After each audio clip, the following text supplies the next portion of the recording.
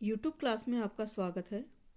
हम पढ़ रहे हैं BCom part first paper second का टॉपिक लाभ के सिद्धांत। पिछली वीडियो में आपने इस टॉपिक में पढ़ा था लाभ का अर्थ, विशेषताएं, लाभ के रूप या अवधारणाएं, लाभ की अर्थशास्त्रीय अवधारणा और लाभ की लेखाशास्त्रीय अवधारणा। लाभ की लेखाशास्त्रीय अवधारणा और अर्थशास्त्रीय अवधारणा में अंतर पढ़ा था हमने।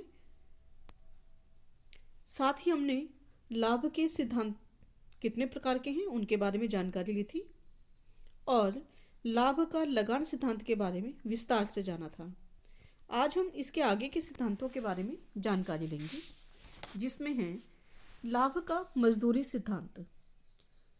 इस सिद्धांत का प्रतिपादन प्रोफेसर टॉजिंग ने किया था। इनके अनुसार लाभ उद्यमकर्ता की मजदूरी है जो उसे किसी विशेष योग्यता या बुद्धिमत्ता के आधार पर प्राप्त होती है। इसमें साहस व श्रम को समानता के स्तर पर रखा जाता है। जिस प्रकार श्रम के लिए श्रमिक को मजदूरी मिलती है, ठीक उसी प्रकार से उद्यमी को भी उसकी संगठन कुशलता, जोखिम को वहन करने की निपुणता व योग्यता आदि विशेष गुणों से मानसिक श्रम के लिए मजदूरी प्राप्त होती है। लाभ केवल संयोग से प्राप्त नहीं होता, वरन वह योग्यता का प्रयोग का परिणाम होता है। एक प्रकार का मानसिक श्रम जिसे वकीलों या न्यायाधीशों के श्रम से बहुत भिन्न नहीं कर सकते। यानी कि प्रोफेसर टाजिंग के अनुसार लाभ जो है वह मजदूरी की भांति ही है। सिद्धांत की आलोचना। यह मजदूरी और लाभ में भेद नहीं करता। लाभ साहसी को उसके जोखिम एवं अनिश्चितता वहन करने का प्रतिफल है, जबकि श्रम में श्रमिक व अनिश्चितता का अभाव होता है, जोखिम का अभाव होता है। मजदूरी निश्चित होती है जबकि लाभ अनिश्चित होता है। मजदूरी सदैव धनात्मक होती है जबकि लाभ कभी धनात्मक, कभी शून्य और कभी ऋणात्मक भी हो सकता है। लाभ के कारणों के ऊपर प्रकाश नहीं। यह सिद्धांत मिश्रित पूंजी वाली कंपनियों के हिस्सेदारों को मिलने वाले लाभ का स्पष्टीकरण नहीं करता, क्योंकि उन्हें लाभ क्यों मिलता है जबकि वे फर्म में कोई श्रम ही नहीं करते हैं, मेहनत ही नहीं करते हैं। साहसी की स्थिति मजदूर सी नहीं होती है। दोनों की स्थिति यानी साहसी की और मजदूर की एक जैसी नहीं होती है। वह उद्योग का नौकर नहीं, किंतु उद्योग का निर्माता, मार्गदर्शक एवं जोखिम वहन करता होता है। अपूर्ण प्रतियोगिता की दशा में लाभ की मात्रा बढ़ती है, लेकिन अपूर्ण प्रतियोगिता में शोषण के कारण मजदूरों को कम मजदूरी देने की प्रवृत्ति भी होती है। इसलिए यह सिद्धांत अनुचित और अवैज्ञानिक हो जाता है, क्योंकि यह मानता है कि लाभ जो है मजदूरी के रूप में ही होता है। पर जब अपूर्ण प्रतियोगिता की दशा में हम मजदूरों का शोषण करते हैं, उनको कम मजदूरी देने का प्रयास करते हैं, तो यहाँ इस सिद्धांत को आलोचना भी सहनी पड़ती है। लाभ का समाजवादी सिद्धांत। इस सिद्धांत का प्रतिपादन कार्ल मार्क्स ने किया था। उनके अनुसार लाभ श्रमिकों के शोषण के कारण उत्पन्न होता है, अर्थात लाभ साहसी द्वारा श्रमिकों की मजदूरी में से अपहरण या कानूनी डाका है।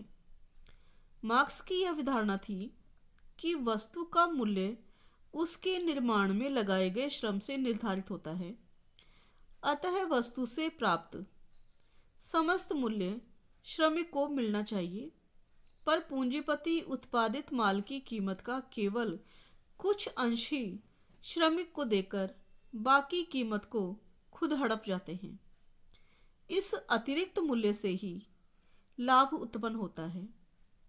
श्रमिकों के शोषण से जब लाभ उत्पन्न होता है तो जितना अधिक शोषण होगा उतना ही अधिक लाभ होगा, और इसी कारण कार्ल मार्क्स ने लाभ को समाप्त करने की सुझाव समय समय पर प्रदान किए हैं। आलोचना।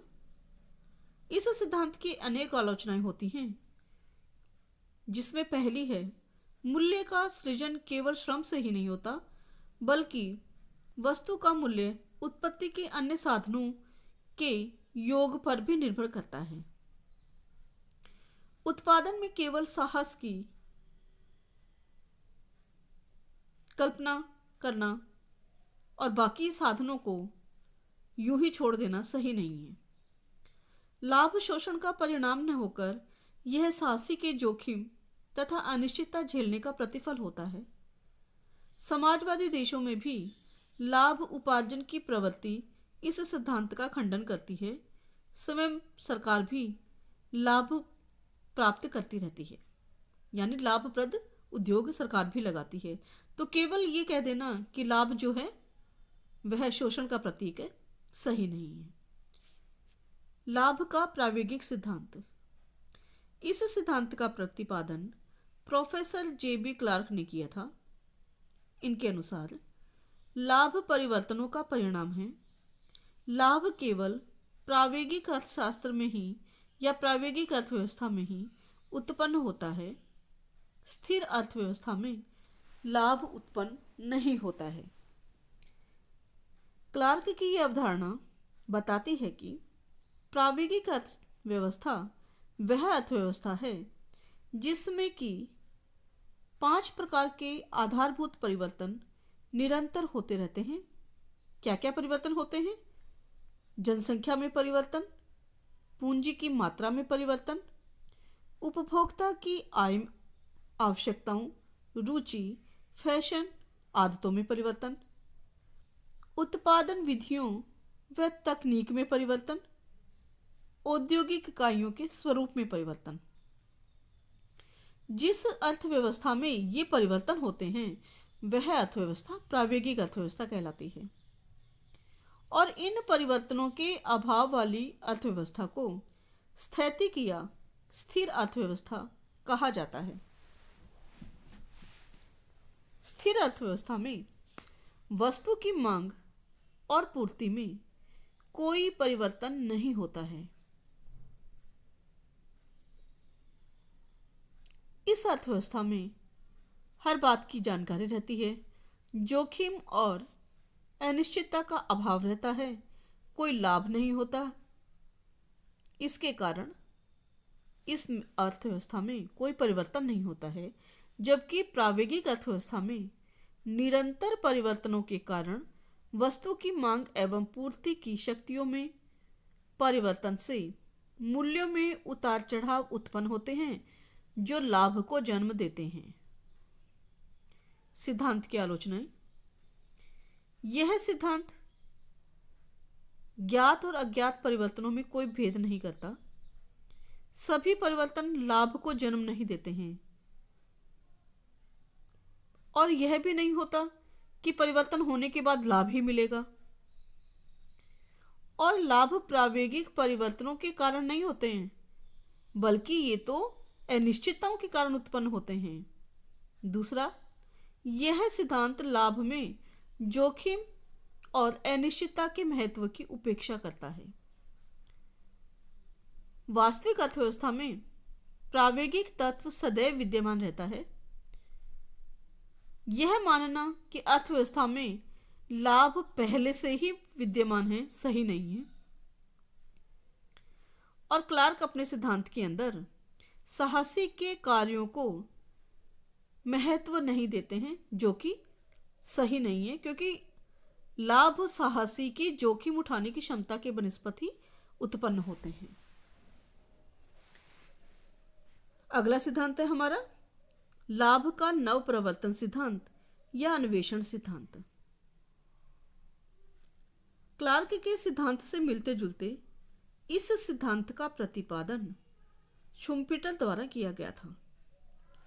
शुम्पीटर के अनुसार लाभ की उत्पत्ति केवल नए नए प्रयोगों, आविष्कारों और नव प्रवर्तनों के कारण होती है, और इन नव प्रवर्तनों के कई प्रकार हैं, जैसे नई मशीनों के आविष्कार एवं प्रयोग, कच्चे माल के नए स्रोतों की खोज, नए बाजारों की खोज, नई वस्तु का उत्पादन, विक्रय की नई रीति का प्रयोग आदि वस्तु की कीमत एवं लागतों में अंतर को उत्पन्न कर लाभ में वृद्धि करते हैं या लाभ को जन्म देते हैं। लाभ नव प्रवर्तन का कारण और परिणाम दोनों ही हैं। लाभ कमाने की दृष्टि से साहसी नव प्रवर्तन की ओर प्रेरित होते हैं और नव प्रवर्तनों का प्रयोग लागत और कीमत में अंतर उत्पन्न कर लाभ को उत्पन्न करते हैं। लाभ नव प्रवर्तनों द्वारा उत्पन्न होते हैं और उनके अनुकरण द्वारा समाप्त हो जाते हैं। क्योंकि नव प्रवर्तन का प्रयोग सभी उत्पादकों द्वारा किए जाने पर उनमें कोई नवीनता नहीं रहने से लाभ समाप्त होने लगते हैं, पर अधिक लाभ में आकर्षण के कारण इन आविष्कारों का क्रम चलता रहता है। पुराने आविष्कार के स्थान पर नए नए आविष्कार आते रहते हैं और अर्थव्यवस्था में लाभ की स्थिति बनी रहती है। सिद्धांत की आलोचना। इस सिद्धांत का मुख्य आधार प्रायोगिक अर्थव्यवस्था है, यानी कि प्रायोगिक परिवर्तनों को ही लाभ का कारण माना जाता है। इस सिद्धांत में हमने जो पढ़ा है पुराना प्रायोगिक सिद्धांत, उस सिद्धांत की भांति ही अनेक कमियां हैं, जैसे ज्ञात अज्ञात परिवर्तनों पर ध्यान नहीं देना, अनिश्चितताओं के कारण उत्पन्न लाभ पर ध्यान नहीं देना, साहसी का कार्यों के महत्व या जोखिम उठाने की क्षमता पर ध्यान न देना, जैसी अनेक आलोचनाएं इस सिद्धांत की भी की जाती है। लाभ का सीमांत उत्पादकता सिद्धांत। इस सिद्धांत के अनुसार लाभ साहसी की सीमांत उत्पादकता के द्वारा निर्धारित होता है, अर्थात दीर्घकाल में उद्यमी का पुरस्कार उसकी सीमांत उत्पादकता के मूल्य के बराबर होता है।